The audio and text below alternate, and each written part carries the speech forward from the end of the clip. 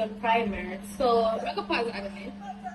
So this sit down was for a specific thing, right? So I'm going to be telling the story of my pregnancy journey while I do this makeup. All right. So hi, my name is Sean, or you can call me Tay if you don't want to call me your YouTube bestie. Okay. But yeah. So I was pregnant in 2023, and if you have like watched my last video, you would really know that my child had passed. My sweet little son, my sugar plum, my lifeline, he had passed. And yeah, give me a sec. I have to go get the concealer because I don't have it here. And I got the concealer. This concealer is older than like the time I've been doing makeup, but I have no idea. The shininess is because I put on some laxative spray on my edges, so don't pay too much mind to that. So yeah, let me get into what I was saying. So during 2023, I was pregnant with a boy. I'll go ahead and insert the ultrasound from when I was, 3 months and 3 weeks, or 3 months, 3 weeks and some days. I don't remember, but I was like 1 day away from being 4 months when I got my first ultrasound. But yeah, so I started going to the clinic around that time. So that's when I got the ultrasound referral, was my first clinic visit. So yeah, and I went and did the ultrasound right away because I had to stop working because I was so sick. I was vomiting blood and I was vomiting so much that I was weak and all that stuff.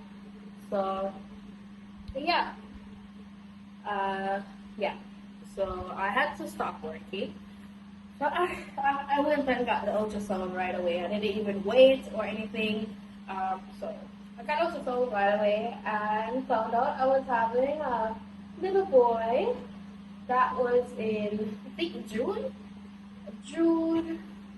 then February, March, April, May, June. So yeah, it was around June, July when I found that out, and yeah, it was before my partner's birthday. So yeah, and yeah, so he was healthy. I had a condition called placenta previa or prevera. I'm not sure how that is pronounced. So my placenta wasn't where it was supposed to be. It was close to the cervix. Like it was a piece of it was at the entrance of my cervix, which is where the baby would come out of. And the baby was in breech position, so his feet were pointing down. So I was recommended to go to Jubilee, which if you're not familiar with Jubilee, it's for at-risk. It's mostly for at-risk pregnancies. Go to the clinic and all that stuff. But yeah, so I was recommended from my first clinic to go to Jubilee because of the condition that I had. It was a risk for hemorrhaging and miscarriage and all those things, right? So I had to go to Jubilee.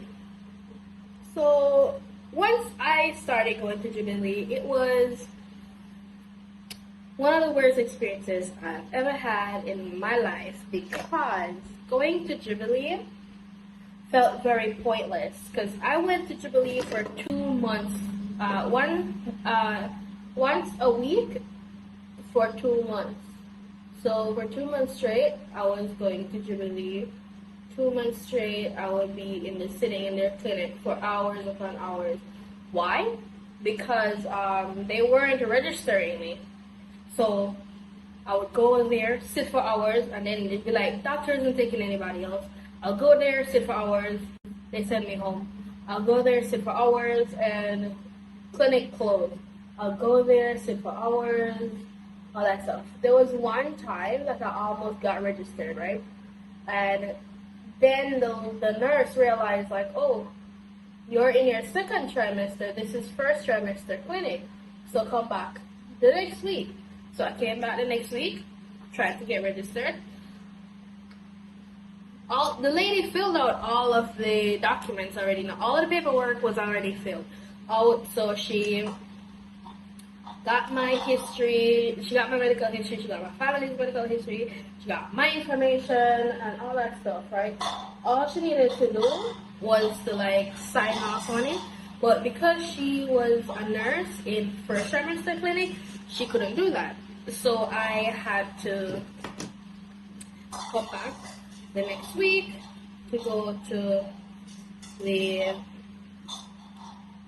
second trimester clinic. So that's what I did.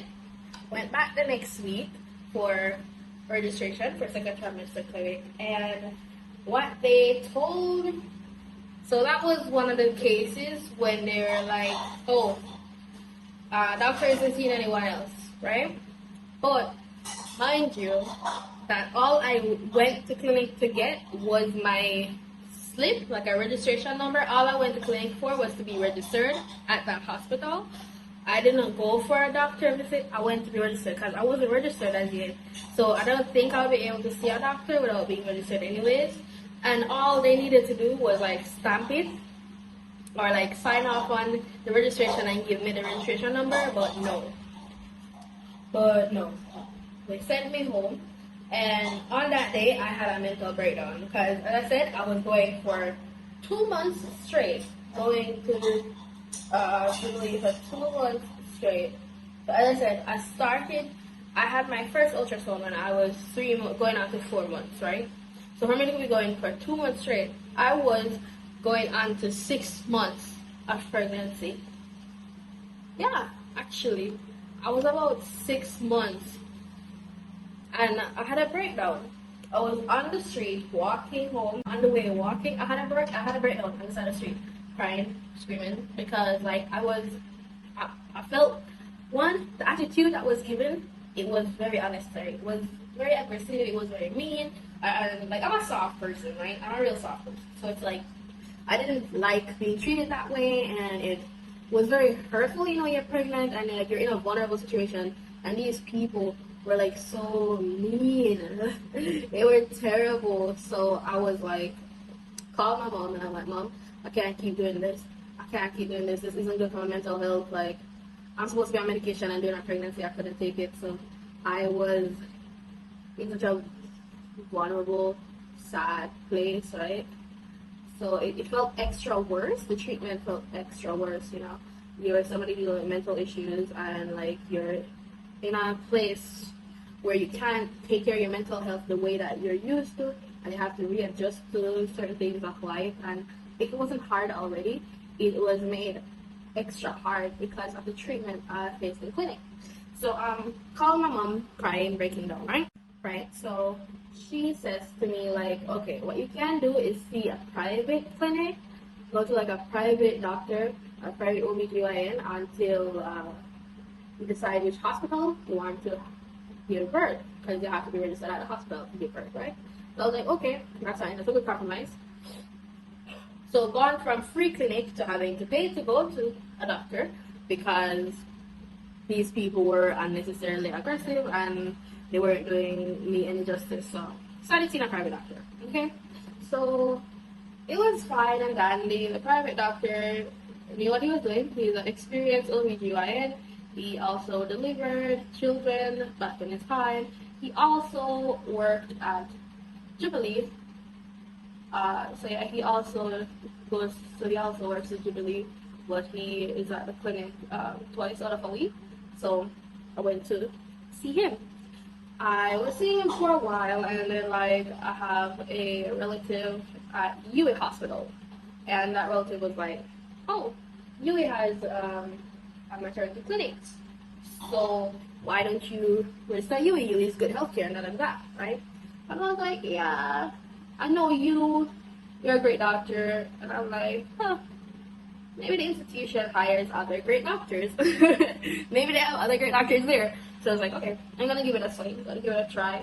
So I went to their clinic. Their clinic was great. I swear, if I ever have another child, I would definitely go to their clinic again because I love the nurse that was doing the receptionist type work. She was great. Like, she was understanding that, okay, so you're supposed to finish paying for your delivery cost and your medical bill. You're supposed to pay your medical fees when you're 5 months. But I started clinic when I was 6 months, right? So she was understanding of my situation and all that stuff. So she's like, okay, you can pay in installments because you started late. So it would be hard. She understood that it would be like hard for me to come up with that amount of money right away, right? And if so, she's like, okay, you can pay it in small sums. So I was like, okay. And I was also supposed to pay for the lump sum of clinic visits before the 5 months, right? So she's like, okay, I get your situation, da da da da. She was great, and the doctor there was also great. He listened to every little problem that I had. I had a lot of problem with my digestive system. He prescribed something for that, and yeah, it was pretty great. But like, the problem starts when it comes to. So first thing first, I had a payment plan situation set up with the nurse in at the clinic, right? But Yui calls me and says, "Hey, you owe money. You need to pay your bill." So I'm just like, "Okay." So I didn't really care much about it. I just paid the bill. I got the money and paid the bill, right? And then like, what happened was I was coming up close to my due date, but there was nothing happening for me. There was nothing happening when it came to the labor. There were no labor signs. There was nothing. There was nothing. His head was down. Everything was okay, but there was no sign that I was going to give birth anytime soon. So the doctor said, okay, we're gonna have to induce you because they don't recommend the baby stay in long past long past the due date. So I was like, okay. So it was up to me now to decide what day I want to deliver, right? So I was like, I feel like delivering on a Friday. So I chose December 15th. So what would happen is I would go to hospital the day before, be admitted to hospital, and then on the day of the 15th, they would induce me on the 15th. So I'd go the 14th, and then give me the drugs on the 15th. So I was like, oh yeah, I like that. I want to give birth on the weekend. I want to give birth on the weekend. And like, yeah, he's like, okay, that's fine. That's a good time frame. We'll work with that, right? So I'm like, yay, I got what I wanted. Then, so what happened is like, the time is coming up. So, I have to go to hospital. I forgot. Jesus, this went further than I wanted it to. Should I use that brush? But yeah, so I would have to go to clinic like, it was about time that I stopped going to clinic, but as I said, because I wasn't showing any signs of labor, I had to continue for a bit. I had to continue going for a bit, so yeah. And then it was like, so I had to go 1 week before my due date. So I went, everything was as it was before, no signs of labor, none of that. So yeah. So the week comes around, right? I'm past my due date. As I said, I'm past my due date, right? So I'm gonna have to clean this up. So I'm past my due date, and then I got a call on, let me think. I got a call on maybe the Monday. I think it was the Monday or the Tuesday. I'm not sure. So I got a call either the Monday or the Tuesday that was like, hey, I see that you're. Oh no, it was a Tuesday. It was a Tuesday. They're saying, oh, you are put down to be induced on the 14th. And I'm like, no, I requested to be induced on the 15th. And they're like, well, we're seeing it in the books that you are put down to be induced on the 14th. And they say you have to come in on the 14th. So I'm like, that's not what I have written down because the doctor gave me a prescription letter thing So he wrote a letter on a prescription paper, stating that I'm to be induced on the 15th, and it also gave me had the instruction that I must go in on the 14th, right? So I have that piece of paper, and the and I told her like, no, I'm supposed to be induced on the 15th. So I'm supposed to come the 14th, and she's like, no, you have to come because that's what I have you down for in the book. So I'm like, okay, man. So I'm like, all right, I'm not gonna fight it. So I go in on the Wednesday. So I gotta call it Tuesday. So I go in on the Wednesday, which will be 13th, right? I'll go in on the 13th, and then I'm there. I get admitted. One, they had to put in an IV drip. They had a training midwife put in the IV drip. I disclosed that I'm afraid of needles. So I requested that they make it as quick as possible because the longer it takes, the more my nerves going to rattle, right? So it's like, can you please be quick with it? So don't last too long and all that stuff. And they're like, yeah, we got you.